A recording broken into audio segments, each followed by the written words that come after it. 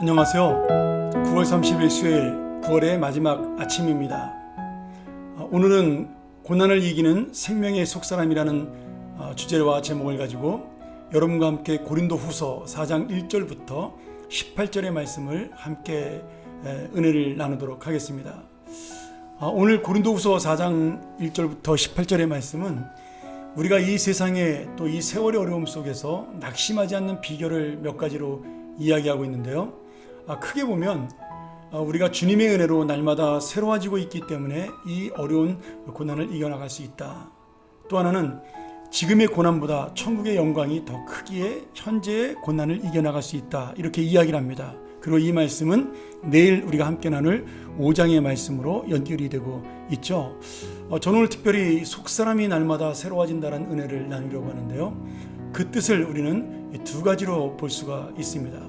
첫 번째는 정말로 우리가 나이가 들어서 우리의 육체가 낡아지고 또 약해지는 그런 모습을 볼 수가 있습니다.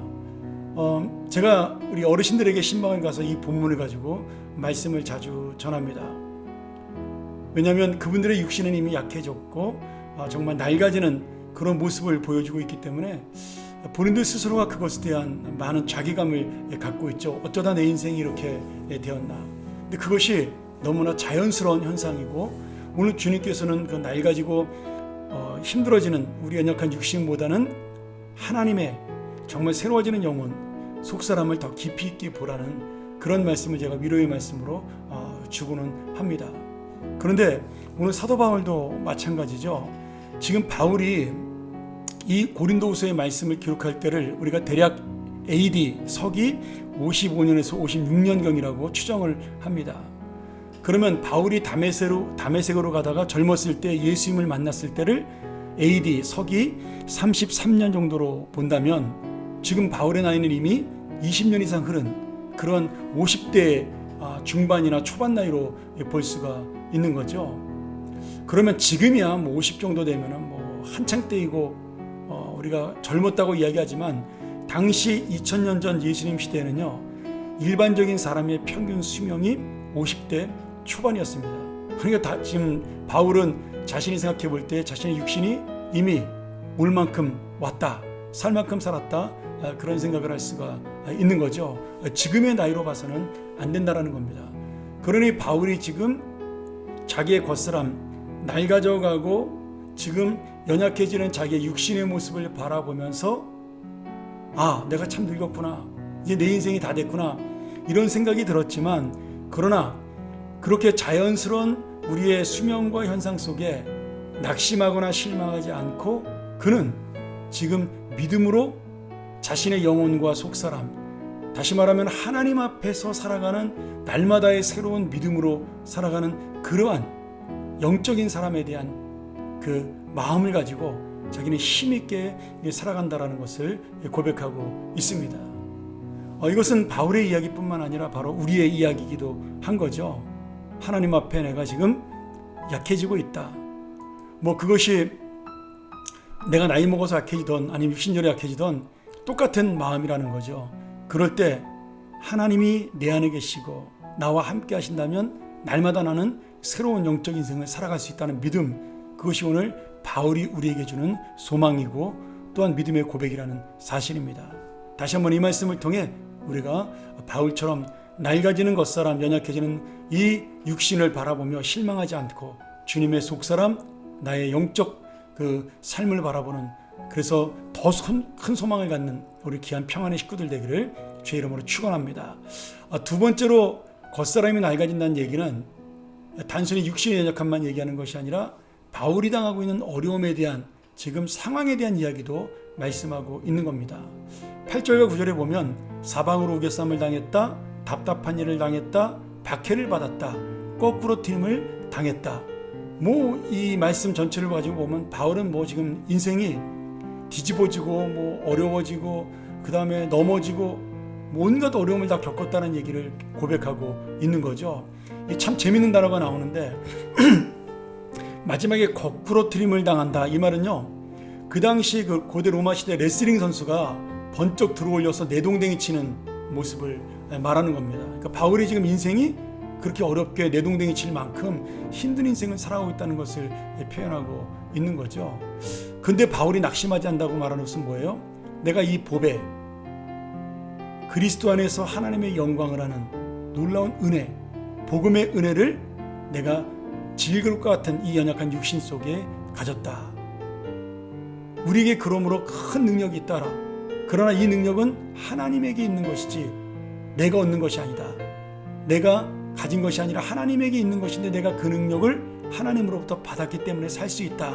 이 고백을 7절에서 하고 있는 겁니다. 이 보배는 주님이 주시는 은혜의 복음입니다. 영생의 은혜예요. 질그릇은 뭐예요? 지금 후패해지고 낡아지고 연약해지는 우리의 육신을 이야기하고 있는 것입니다. 어쩌면 우리의 연약한 마음일 수도 있는 거죠. 그러니 내가 지금 하나님의 이 놀라운 영생의 소망, 영광의 빛, 복음을 그 다음에 하나님의 은혜를 갖고 있기 때문에 마치 이 세상에 나를 매다 꽂아도 그래서 내가 한 방 얻어맞고 다운당했다 하더라도 나는 낙심하지 않고 다시 일어설 수 있다. 이렇게 고백을 하고 있는 것입니다. 그것은 우리가 강하기 때문이 아니라는 거죠. 바울은 지금 자신을 질그릇, 깨지기 쉬운 질그릇이라고 고백을 합니다. 그러나 그 질그릇을 붙이시고 붙들어주시는 하나님의 능력이 분명히 있기 때문이다라고 또한 말씀하고 있는 거죠. 우리가 어려운 일을 만날 수 있습니다. 내 육신의 어려움 속에서 갑자기 아픔을 만날 수도 있고요. 또 경제적인 어려움을 만날 수도 있고 요즘처럼 코로나 상황이라면 더더욱 그렇겠죠. 그런 모든 어려움 상황 속에도 우리가 낙심하지 않는 것은 이미 우리가 이 놀라운 복음의 은혜, 영광의 은혜를 가지고 있기 때문이라는 거죠. 사랑하는 여러분, 오늘 우리가 추석 연휴를 시작합니다. 어떤 분은 이 연휴가 기쁨으로 시작되는 분이 있고 또 어려운 상황이 되면서 이 연휴가 나에게 의미가 없는 것처럼 보일 때가 있습니다.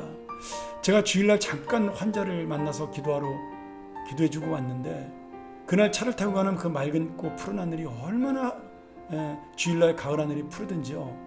그런데 우리 아내랑 제가 그 얘기를 했습니다. 저 맑고 푸른 하늘도 아픈 환자에게는, 어려움을 당한 성도에게는 아무런 의미가 없는 것이다.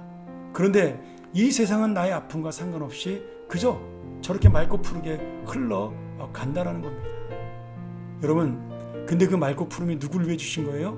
바로 우리를 위해 주신 거라는 거죠. 그래서 바울이 마지막에 이렇게 고백을 합니다.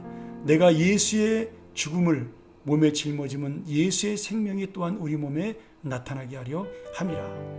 내가 넘어지고 죽을 것 같은 생명인데 그 맑은 하늘 푸른 하늘 그것을 누릴 수 있는 예수의 생명이 바로 우리에게도 또한 있다라는 거죠. 오늘 여러분, 이 하루 그리고 이 현실 우리가 넘어질 수밖에 없습니다. 그런데 주님은 이 넘어지는 현실 속에 우리를 위해 낙심하지 않도록 새로운 예수의 생명을 우리 안에 준비하고 있다라는 거죠. 오늘 다시 한번 우리 예수의 생명을 내 마음에 갖는 생명의 속사람, 생명의 영혼을 내 마음속에 갖는 귀한 우리 추석 연휴 첫날이 되기를, 수요일 아침이 되기를 주의 이름으로 간절히 축원합니다. 우리 함께 기도하겠습니다. 하나님 아버지, 감사합니다. 우리는 넘어진 줄만 알았는데 어느새 일으키시는 우리 아버지가 계시고, 나는 매다 꽂은 자루처럼 꼼짝도 못하는 인생인 줄 알았는데 어느새 나를 일으켜 주셔서 위로하시는 우리의 성령님의 계심을 깨닫습니다. 그러게 내가 오늘도 낙심할 일에 낙심하지 아니하고 실망할 일에 다시 일어서며 회복된 영혼으로 살아가기를 원하오니 주여 이 믿음을 놓치지 않게 하여 주시옵소서. 오늘 하루도 바로 이러한 믿음을 가지고 살아가는 힘있는 연휴 첫날이 되게 하여 주시옵소서. 예수 그리스도의 이름으로 간절히 기도합나이다. 아멘. 우리 오늘 다시 한번 이 말씀 기억하면서 내가 사방에서 우겨쌈을 당하여도, 답답한 일을 당하여도, 낙심하는 일을 만나도, 거꾸로 들음을 당하여도 다시 한번 일어서는 은혜로 믿음으로 살게 해달라고 우리 한 번 더 기도하며 오늘 이 귀한 시간 마치도록 하겠습니다. 감사합니다.